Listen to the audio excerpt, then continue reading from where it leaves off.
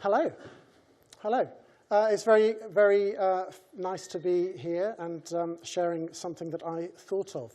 As James alluded to, we live in very interesting times. We live in times where most of our fundraising activity is being sort of hauled over the coals. So I thought it would be interesting if we imagined a world without any of that and had a think about, well, I'll let you know. So, Oxfam pledged gifts. Anybody in the room remember this at all? Very few. Okay, you don't count because you did it. So imagine a world without professional fundraising agencies doing stuff. Okay, that's how about that? You know, it's a big thing at the moment under scrutiny, but imagine a world without fundraising agencies. Imagine a world without mass direct marketing.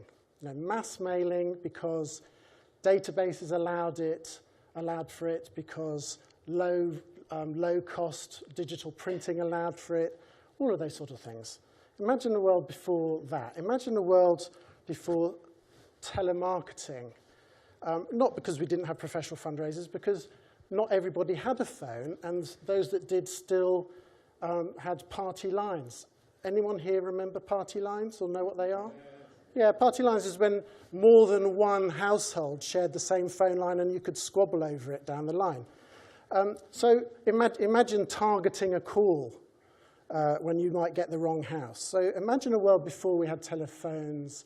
And then imagine a world before we had the technology that made all of this possible. So the technology that changed the banking system, that made direct debits possible, that gave us databases that allowed for that direct mail, telephony, the internet, social media, just giving, phones, texting. Imagine without any of that. Right, now I've got you. Okay, so imagine then a world when you don't even get out of bed for less than a 5-to-1 ROI, and that's on acquisition. Anybody would like to see that? Well, only half a dozen of you. Who would like to see 5-to-1 on acquisition? Yeah, thank you. That's a little bit better. Okay, so the world I'm talking about is the 1960s, when the only form of direct marketing, and the only forms of direct marketing, were off-the-page press ads and door-to-door sales, where you could get everything from coal to insurance to cosmetics and the latest gadget. I like this last one.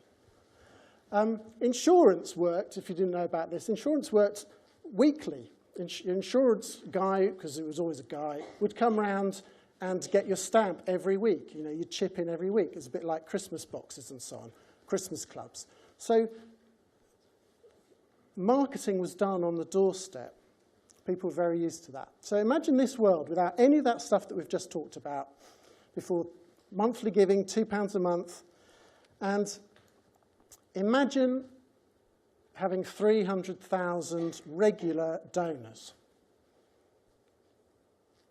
And imagine having 300,000 regular donors without asking for money. How on earth would you do that? Instead of asking for money, asking for an hour a month.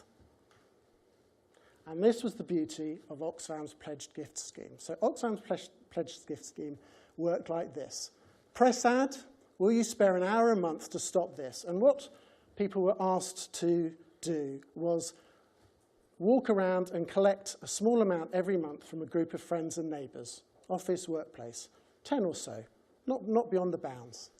And here's what it says. Will you spare an hour a month to stop this? People want to help. They'll gladly give a regular £2.06. We need helpers to call for 2.6 a month from friends in every road. 2.6 a month is about 12.5p. Interestingly, it's about £2 a month. 2.6. Some things don't change. Okay, so join in, give an hour a month, blah, blah, blah, blah, blah. At its peak, Oxfam had 26,000 volunteers going door to door, collecting 2 and 6 off 300,000 people. Oxfam had no data on them, didn't know their addresses, didn't have any means of writing to them directly. They just had their volunteers who went door to door. Volunteer-led fundraising, lovely.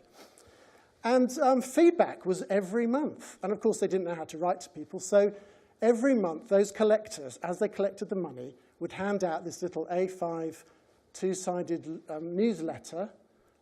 So you collect the money, you get a little feedback mechanism. This one is from August 1990, 25 years ago. And the sad fact is that I kept this one because this photo from Namibia I took when I was visiting Oxfam's Namibia program in 1990, which is a scarily long time ago. Happily, on the back, it's the only reason I kept it, my photo in print. You must all have done that, you know. Oh, they've used my photo. Very nice. Happily, on the back is this great little story of Horace Bacon retiring at 98, having collected for 25 years from 600 people around his home in Sheffield. £90,000. £90,000 in today's money would be over £500,000 that Horace Bacon had collected. So that is phenomenal, phenomenal.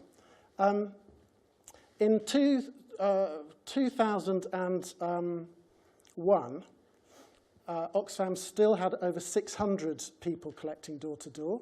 Obviously, it had dwindled by then. Still giving about 50,000 a year. So this scheme went for 25 years plus. And so here you have it, Oxfam Pledge Gifts, 300,000 donors, volunteer-led, peer-to-peer, ask your friends, regular feedback, and eye to long-term value. I missed that bit. The average collector lasted 3.5 years, recruited through broadsheets, but tabloids, they gave up after 6 months. So they had an eye on the lifetime value, and I thought it was very interesting. And they're adapting and testing from commercial stuff going on in the world. This is the man, Howard Sumption, who's the fundraising director at Oxfam, who came up with it and did all of that. This is his great little booklet that will be on SOFII, and you should read it. I give you Oxfam Pledged Gift. I wish I had thought of that.